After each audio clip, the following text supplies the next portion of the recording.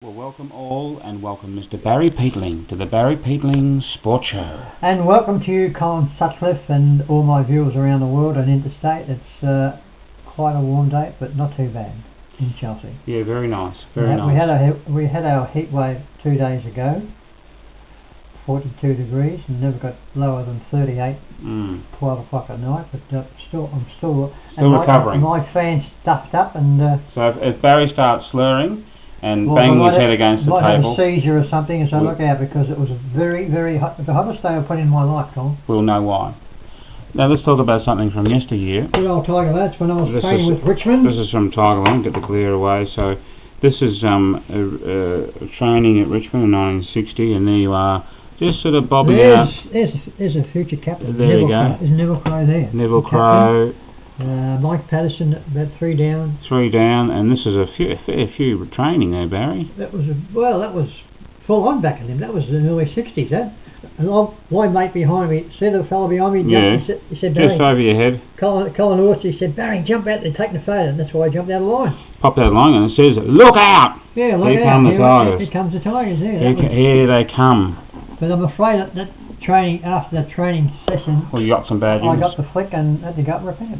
Got the Panyip and had a stunning career in the country league. I was showing the little practice games, the main practice games, Colin, and one of my mates come down to me on Monday afternoon. He said, Barry, did you read the paper? I said, what do you mean? He said, you're out. I was going to hit him. I was going to kill him.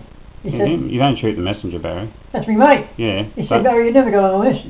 I said, what, the supplement? He said, no, you never got nothing. See, you get on the senior list and the supplementary list, see? Yeah. I never got anything. I was devastated, but anyway, I got over it. Had a couple of mental breakdowns. It was very, very similar to what happened yesterday and today. Yeah, it was devastating. Very similar. But they asked me to come back about 3 years later, and I told them to stick it in a jumper. Oh. I nearly went to Hawthorn, Colin. I didn't tell you that, did I? No. I was off to go to Hawthorn. That sounds like a story for another day. Yeah, I'll tell you about that. That sounds like a lengthy story that the viewers might hear. The Peter Hudson days. Peter Hudson days, wow. Yeah, I would have fed him thousands of goals. Just slipping around. Stab past and all that, drop kicks. All that. Yeah, that'd be another story for that. Tell the viewers about that. Let's talk about the cricket. There's a lot of cricket going on with the Big Bash debuted and New Zealand and Sri Lanka. But let's have a look at last night. Stars versus the Sydney Thunder. What are your thoughts? Who was actually famous for that game, Colin?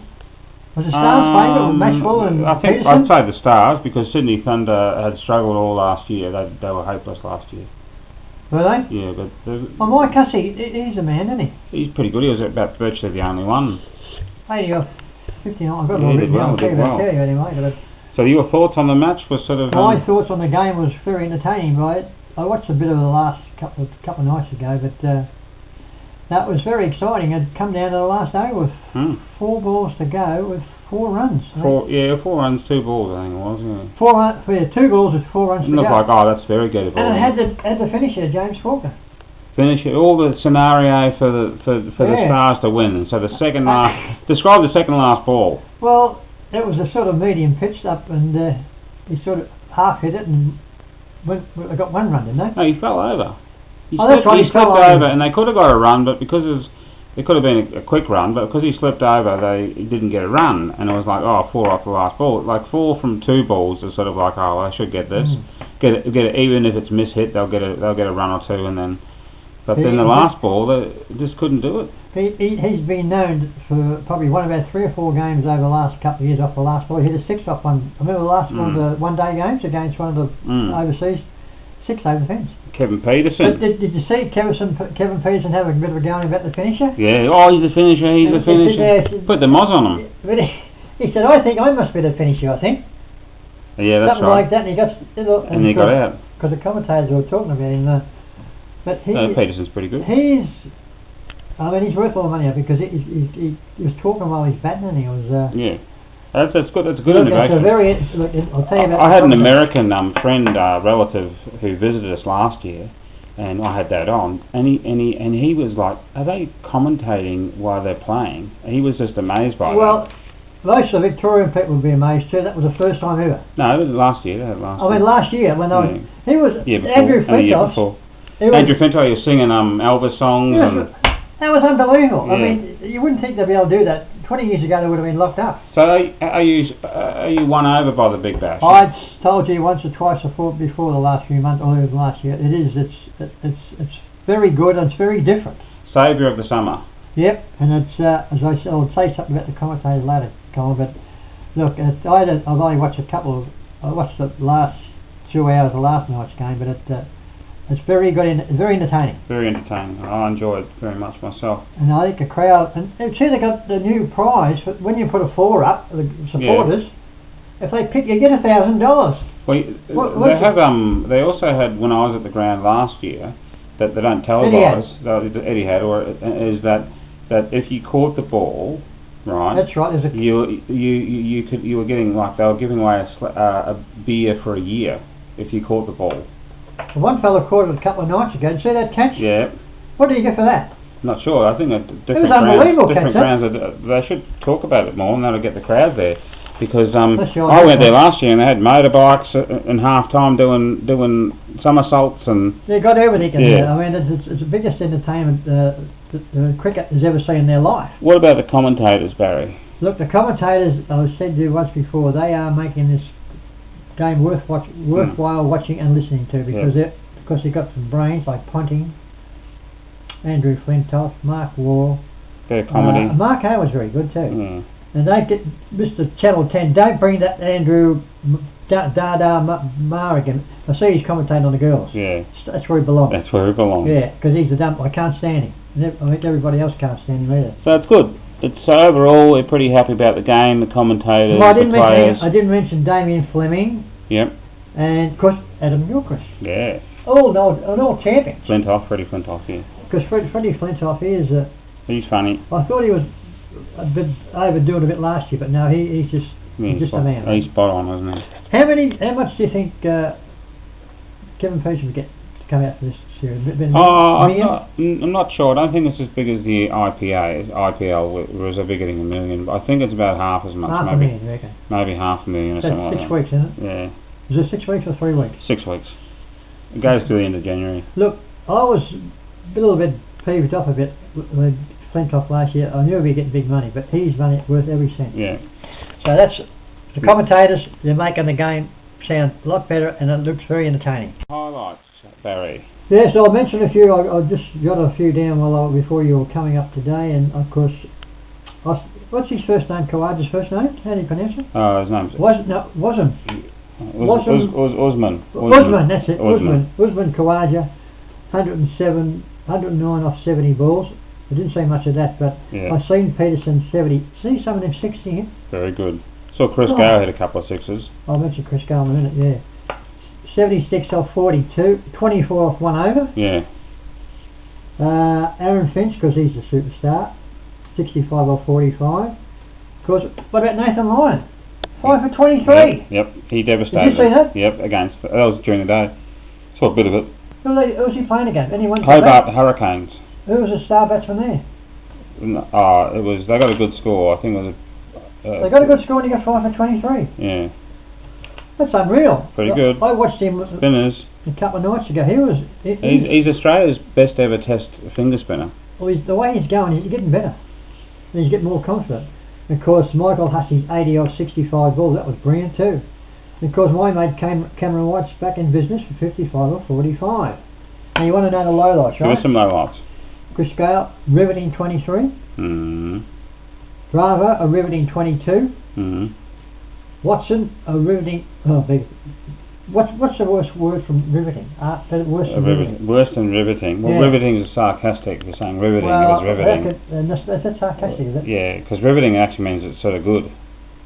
Is it? If you say it with a sarcastic tone, you're sort of being sarcastic. Whatever it is, he's a dull, boring. He's a dum-dum.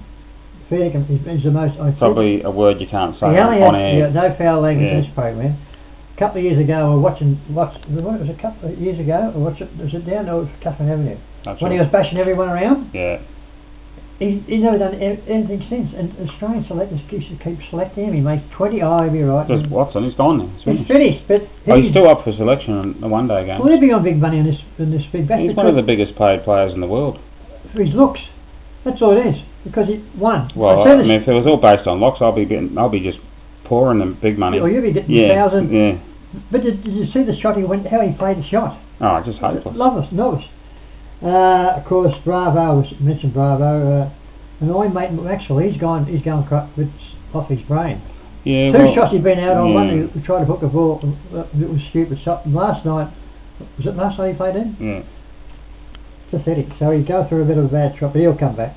So those are a few of the lowlights, Barry, for the cricket. Yeah. We've got the number one Test batsman in the world at the moment. Yes, you just informed me today about that. When I write that down. Yeah, announce the news, Barry. Didn't write it down there, but it's anyway, the number one Test batsman in the world today is Kane Williamson, the New Zealand superstar, which I said few months ago when I first seen him. I said this fella could be anything, and now he's 107 not out. 117 not out. 117 not out. Won the game for New Zealand against Sri Lanka yesterday, and today you were struggling too, weren't you? Struggling a little bit. 5 out. But he is 25-year-old, right? Classy. 25. The next captain of New Zealand. And he can bowl. He can bowl too. He can bowl, yeah. He'll be on the top 3 for the next 10 years, I feel. I mean, McCullum, your number one, ex-number one, he's at his best days. There's only been 2 number 1 ranked New Zealanders of all time. I forget. Hadley? No, a batsman, I mean. And all round too? No, well, just for batsmen. Oh, yeah, for batsmen, yeah. Right. I remember the guy, he was in the 70s, 1974. Forget his name now off the top of my head. But opening batsman? No, he wasn't an opening batsman, but he was very classy batsman. But I'll remember that another time. Anyway, getting back to Kane Williamson, he is going to be a big draw card, a bit like Gilchrist. Everyone, when Gilchrist went out to bat, everyone stopped what they were doing, watched him. Have a look. That's what I'll do to Kane Williamson. You're a superstar, man. I have to watch this video. Yeah, probably. You might be watching this video. Maybe. So next week.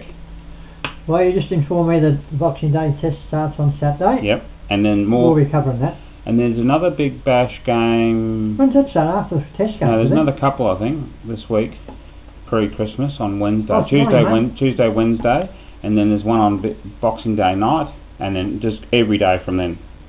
Boxing Day night? Yeah, all night games every night. Well, straight after the Test match. Well, none of the 7 o'clock. Is any Test cricketers at the moment for Australia playing in Big Bash? Yes. Who? Some. Well, you could say Usman Khawaja. Only one. Yeah, but they all played one game early on. It's a full-on cricket, isn't it? Yeah, they just played one game.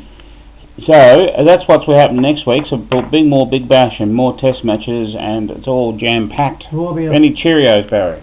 Yeah, I got some Cheerios. Annie and Carla, the internet come back on last 3 days ago, but gone a bit sour again today.